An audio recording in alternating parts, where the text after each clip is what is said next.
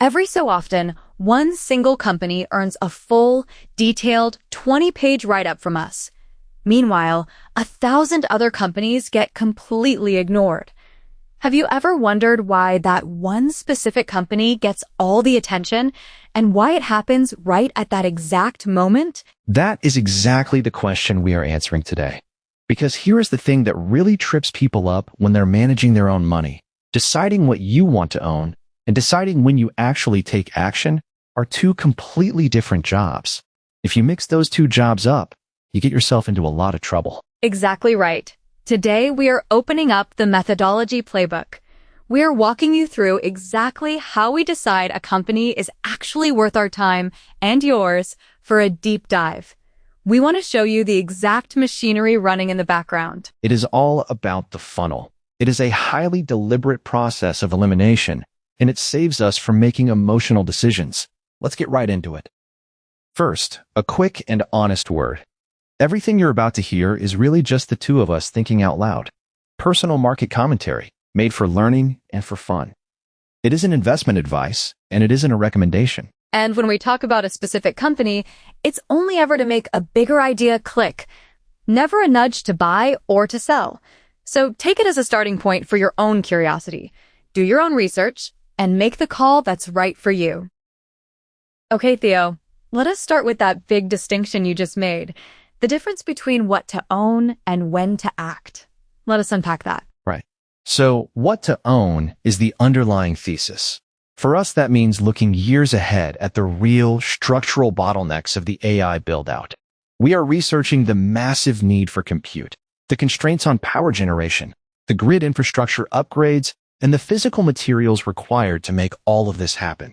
That is where our fundamental conviction lies, and we hold those structural views for years. But having a multi-year conviction does not mean you just log into your brokerage and hit the buy button on a random Tuesday afternoon, right? Exactly. That brings us to the second job, when to act. This is all about timing and execution. Are we looking at a better entry point today? Is it a smart place to add to an existing position?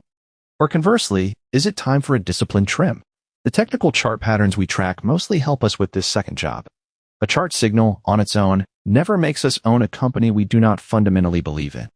The long-term thesis always leads. The short-term timing just follows. And it is worth saying, timing is not only about buying.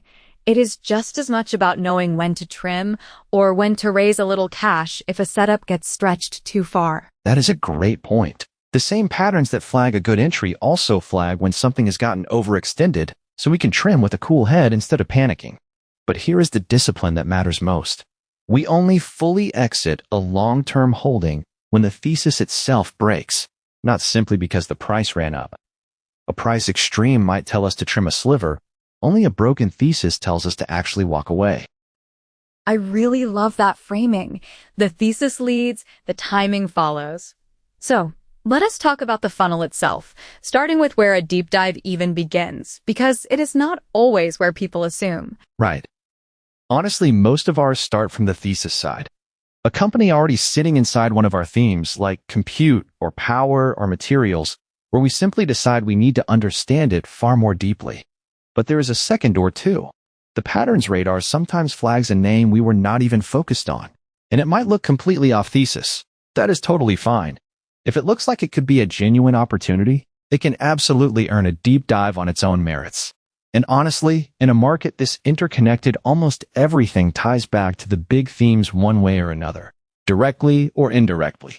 So a name that seems off thesis at first glance often turns out to be linked once you actually dig in. A candidate can arrive through either door. But here is the crucial part. We do not blindly trust either one, do we? Not the pull of the thesis and not the chart signal. Not for a second, because either one can be wrong. And honestly, that is the entire reason the deep dive exists. Whichever door a name comes through, it is just an invitation to investigate.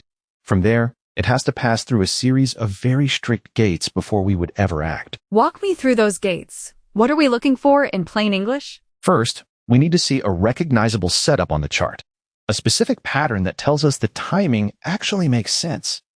Second, we do a rough fundamental check. Is this thing even reasonably cheap, or is it priced for perfection?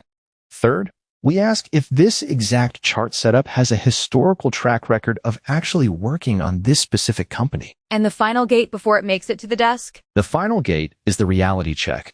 Does this company fit a thesis we actually believe in right now? And is the underlying business currently confirming that thesis? Every single one of these gates has the power to reject the idea. Only the names that survive all of them earn a full deep dive. It is a rigorous obstacle course.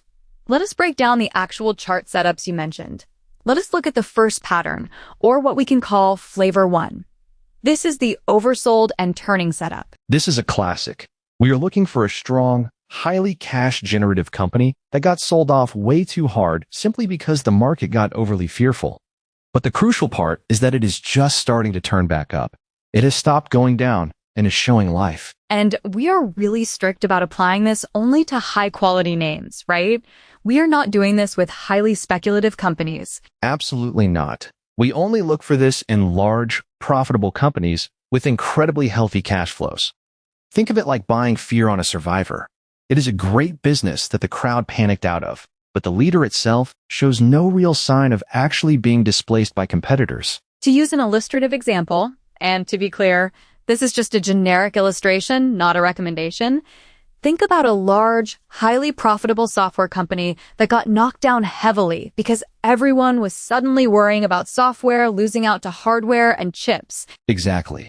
The fear drives the price down, but the actual underlying business is still a cash machine. But here is the critical warning. We do not catch falling knives. We absolutely must see the actual turn happening on the chart. We never just buy it because the price is lower today than it was yesterday. It has to prove the buyers are stepping back in. Okay, let us talk about flavor 2. This one is about emerging into a brand new uptrend. Right.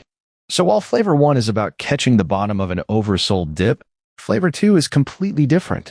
This is about a quality business waking up out of a long, boring consolidation base and starting a fresh, new uptrend well before the momentum becomes obvious to everyone else. But the chart alone is not enough here, is it? You need the business to back up what the chart is doing. No, the chart is necessary, but it is definitely not sufficient. We insist that the business itself is turning. We want to see real, undeniable inflections in their incoming orders, their backlog, their profit margins, or their forward guidance. We need a real fundamental turn to fuel the engine, not just a temporary price bump. And doing the heavy research to confirm that fundamental turn is exactly what the deep dive is for. Spot on. For an illustrative example, think about power and grid equipment makers.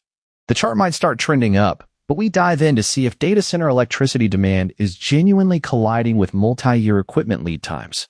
That physical constraint is the fundamental engine driving the new uptrend. So flavor 1 is a snapback from a fear-driven drop, and flavor 2 is the very beginning of a brand new momentum cycle. Those are two totally different bets, requiring different mindsets. Let us move to flavor 3, a leader dipping in a strong sector. This one feels a bit more momentum-driven than the other two. It is. The idea here is to buy the pullback in a clear industry leader while the broader sector trend does the heavy lifting for you.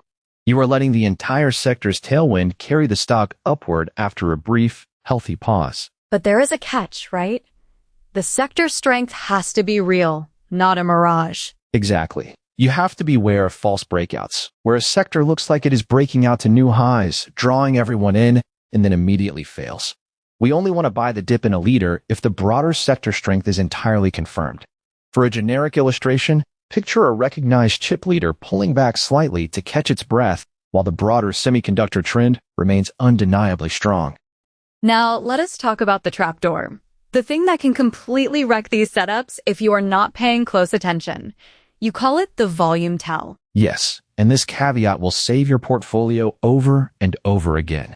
In very crowded, hot sectors, like semiconductors or memory, you have to watch the fingerprints of the big institutions on the tape. Volume is the one thing they cannot hide. What does that distribution actually look like in practice for an everyday investor? You are looking for the tell of big money quietly heading for the exits. You will see the stock rally, but it rallies on very small volume. Then, it will sell off on incredibly heavy volume. And it usually starts forming a pattern of lower highs, meaning every rally is weaker than the last. So the upward movements are hollow and weak, and the downward sell-offs are aggressive and heavy. Precisely. When you see that happening, that dip you were getting ready to buy might actually be institutions quietly distributing their shares to eager retail buyers. It is supply hitting the market, not a gift from the heavens. That is the critical difference between buying a healthy, normal pullback in a bull market and trying to catch heavy falling supply. So, let's assume the chart looks right, the volume is healthy, and the sector is strong. Is it time to buy? Not yet. We still have to walk through the valuation gate. Before we get too excited about a beautiful chart pattern, we need a basic sanity check. Is the stock actually cheap compared to what the business can realistically earn over the next few years? It is a confidence check to prevent us from overpaying. But let us be completely honest here.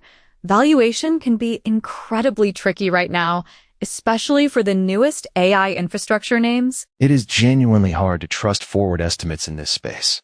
This current build-out cycle is unprecedented. Because of that, both the earnings guess from the analysts and the quote-unquote right multiple you should pay for it are very shaky. The goalposts keep moving. So how do we actually handle that practically when we are building a thesis? We treat valuation as a guide, not gospel. For stable, well-understood large-cap companies, we lean heavily on valuation to protect our downside. But for the hypergrowth AI infrastructure names, we treat the standard valuation metrics with a lot more skepticism, because the fundamental numbers are simply moving too fast to rely on historical averages. So think of valuation less as a trigger and more as a dial. It sizes how much conviction we put behind an idea, but it never creates the idea on its own. That brings us to the punchline of the episode, and honestly, the number that keeps everyone on our team very humble. Yes, this is the reality check. If you take any single one of these patterns, just the chart signal on its own without any fundamental context, and run it across the entire market, it only works about 1 time in 4, roughly 23 to 29% of the time. That sounds terribly low. If I am a new investor hearing that, I am wondering why it is so low. Because most names that trip a technical signal are simply bad fits. It might be the wrong kind of company entirely, it might be the wrong macro environment, or there might be absolutely no fundamental thesis behind it. A chart pattern, all by itself, is not an edge. It is just a shape on a screen. If the pattern itself is not the edge, what is the actual edge we are looking for? The edge is the overlap. It is the intersection of all these completely different factors aligning at the exact same moment. It is when the fundamentals, the macro, and the timing all agree. Walk me through that intersection. What does the perfect overlap look like before we decide to dig in? You need the right kind of quality company, sitting at a relatively cheap price, showing a setup that has historically proven to work on that specific name, and it absolutely must fit a structural thesis we genuinely believe in. That is a lot of separate stars that need to align perfectly. Exactly. When a name lights up on all of those at once, when it successfully passes every single gate in the funnel, that is extremely rare. And that is the exact moment we stop everything else we are doing and look very, very closely at the business. Which brings us to the deep dive itself.